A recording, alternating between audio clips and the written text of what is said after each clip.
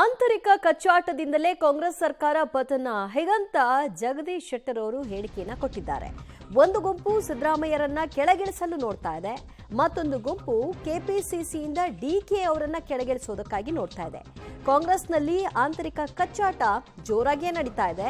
CM ಬದಲಾವಣೆಯ ವಿಷಯವಾಗಿ ಒಳ ಜಗಳ ನಡೀತಾ ಇರೋದು ಸ್ಪಷ್ಟವಾಗಿ ಗೊತ್ತಾಗ್ತಾ ಇದ್ದು, ಯಾವುದೇ ಸಮಯದಲ್ಲೂ ಸರ್ಕಾರ ಪತನವಾಗಬಹುದು ಅಂತ ಹುಬ್ಬಳ್ಳಿಯಲ್ಲಿ ಮಾಜಿ ಸಿಎಂ ಜಗದೀಶ್ ಶೆಟ್ಟರ್ ಅವರು ಹೇಳಿಕೆಯನ್ನ ಕೊಟ್ಟಿದ್ದಾರೆ.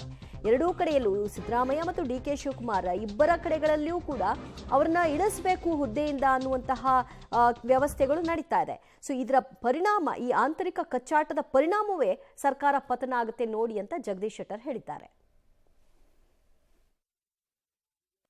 ಕಾಂಗ್ರೆಸ್ನೊಳಗೆ ಸಿಎಂ ಬದಲಾವಣೆ ಬಗ್ಗೆ ಇನ್ ಫೈಟಿಂಗ್ ನಡೀತಾ ಇದೆ.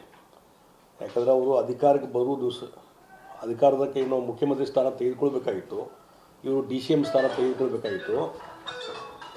ಆ ಸಂದರ್ಭದಲ್ಲಿ ಬಹುಶಃ ನೀವೆಲ್ಲ ನೋಡ್ತಿರ್ಬೋದು, ಒಂದು 10-15 ದಿವಸ ಈ ಮುಖ್ಯಮಂತ್ರಿ ಯಾರಾಗಬೇಕು ಅನ್ನುವಂಥದ್ದು, ಮಂತ್ರಿಮಂಡಲ ಯಾರು ಇರಬೇಕು ಅನ್ನುವಂಥದ್ದು ಬಗ್ಗೆ ಒಂದು 15 ದಿವಸವರೆಗೆ ಡಿಸ್ಕಷನ್ ಇತ್ತು. ಆವಾಗ ಬಿಗಿನಿಂಗ್ ಕ್ಲಿಯರ್ ಮೆಜಾರಿಟಿ ಬಂದಂಥ ಕಾಂಗ್ರೆಸ್ ಪಾರ್ಟಿ ತಕ್ಷಣವೇ ಮುಖ್ಯಮಂತ್ರಿ ಆಯ್ಕೆ ಮಾಡಲಿಕ್ಕೆ ಆಗಲಿಲ್ಲ.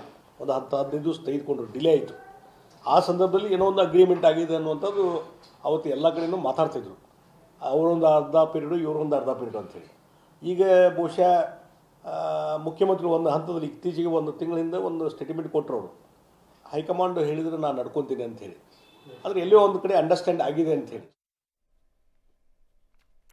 ಬಿಜೆಪಿಗರಿಗೆ ಬಹಳ ಇಂಟ್ರೆಸ್ಟ್ ಕಾಂಗ್ರೆಸ್ನಲ್ಲಿ ಆಗ್ತಾ ಇರೋ ಆಂತರಿಕ ಕಚ್ಚಾಟದ ಬಗ್ಗೆ. ಬಟ್ ತಮ್ಮ ಪಕ್ಷದಲ್ಲೇ ಆಗ್ತಾ ಇರುವಂತಹ ಕಚ್ಚಾಟದ ಬಗ್ಗೆಯೂ ಕೂಡ ಅವರು ಗಮನ ಹರಿಸಿದ್ರೆ ಬಹುಶಃ ಅದು ಕೂಡ ತಣ್ಣಗಾಗಬಹುದೇನೋ, ಇಷ್ಟೇ ಇಂಟ್ರೆಸ್ಟ್ ತೋರಿಸಿದ್ರೆ.